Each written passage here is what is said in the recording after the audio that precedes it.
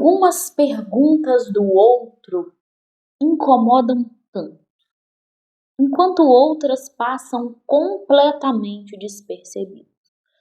Talvez você já tenha vivido uma situação assim. Alguém faz uma pergunta aparentemente simples. Onde você estava? Por que você fez isso? Com quem você estava? E de repente, alguma coisa muda. Você responde mais seco. Você sente vontade de encerrar a conversa ou pensa, nossa, que pessoa inconveniente.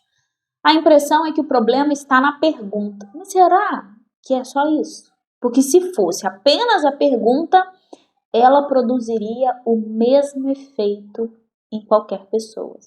E nós sabemos que isso não acontece. Quando uma pergunta nos incomoda, é muito comum concluirmos rapidamente: o outro é invasivo. E às vezes, ele realmente pode ser. Mas eu queria suspender essa pergunta por alguns minutos. Não para defender quem pergunta, nem para dizer que qualquer pergunta é aceitável. A questão que me interessa aqui e interessa a psicanálise, ela é outra. Por que uma mesma pergunta pode passar quase despercebida em uma pessoa e produzir um efeito tão intenso em outra? Essa é a diferença que é importante, porque ela desloca a nossa atenção do comportamento do outro para a experiência singular de quem escuta. Existe uma frase que eu gosto muito de pensar, que nem toda pergunta procura uma resposta. Às vezes ela apenas ali encosta em um lugar que o próprio sujeito também evita olhar. E eu acho essa ideia muito interessante, porque quando alguém faz uma pergunta, ela não cria automaticamente um encontro, ela encontra alguma coisa que já estava ali. É como se aquela pergunta funcionasse menos como uma causa e mais como um encontro, sabe? Um encontro com um ponto que por algum motivo já era sensível para aquele sujeito. É por isso que duas pessoas podem ouvir exatamente a mesma pergunta e responder de maneiras completamente diferentes.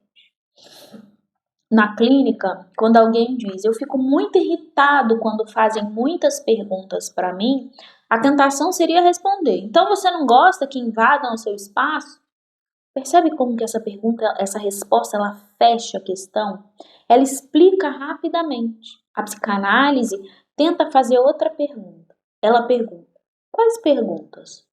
Imagine que duas pessoas perguntam exatamente a mesma coisa. Onde você estava? Quando vem de um amigo, isso passa despercebido? Quando vem de outra pessoa, provoca irritação imediata? O que mudou? Não foi a pergunta, foi o lugar de onde ela foi escutada. Quem faz essas perguntas? Em quais situações isso acontece?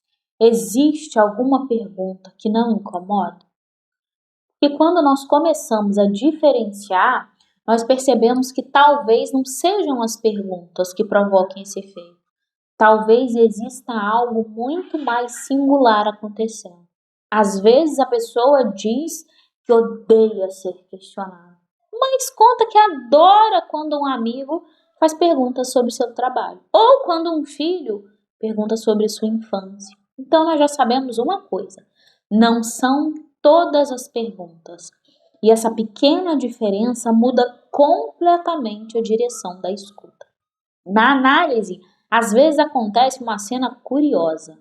O analisante está falando de um acontecimento, o analista faz uma pergunta muito simples e de repente a conversa muda de direção. Não porque a pergunta fosse extraordinária, mas porque ela tocou num ponto que até então passava despercebido. Às vezes o analisando até responde, mas essa nem era a questão.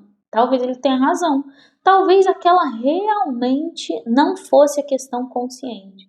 Mas a análise também se interessa por aquilo que aparece nas margens da fala. Por uma palavra repetida, por uma mudança de tom, por uma resposta dada rápido demais ou até por um Silêncio. Não porque esses elementos tenham um significado universal, mas porque podem indicar um caminho singular para aquele sujeito. Tem uma ideia que eu considero muito importante. Uma pergunta não cria um lugar sensível. Ela pode fazê-lo aparecer. Isso não significa que quem perguntou esteja certo. Também não significa que a pergunta devesse ter sido feita. Significa apenas que quando algo produz um efeito tão intenso, talvez valha a pena perguntar: o que exatamente essa pergunta encontrou em mim? Essa é uma diferença fundamental, porque em vez de procurar imediatamente um culpado, o sujeito começa a voltar sua escuta para a própria experiência. E esse movimento muda completamente a direção da pergunta. Então, talvez a questão nunca tenha sido simplesmente por que o outro pergunta tanto? Talvez a pergunta seja porque justamente essa pergunta produz tanto efeito em mim. E eu gosto dessa formulação, porque ela não absolve o outro. Também não culpa quem se incomodou. Ela apenas abre um espaço para uma investigação que não termina na superfície da conversa. Porque na psicanálise, uma pergunta importante nem sempre é aquela que encontramos uma resposta rapidamente. Às vezes é justamente aquela que continua trabalhando em nós muito tempo depois de a conversa ter terminado. Eu sou Maiane, psicanalista lacaniana, e por aqui a gente não corre para fechar o sentido. A gente sustenta a pergunta até que algo novo possa ser escutado.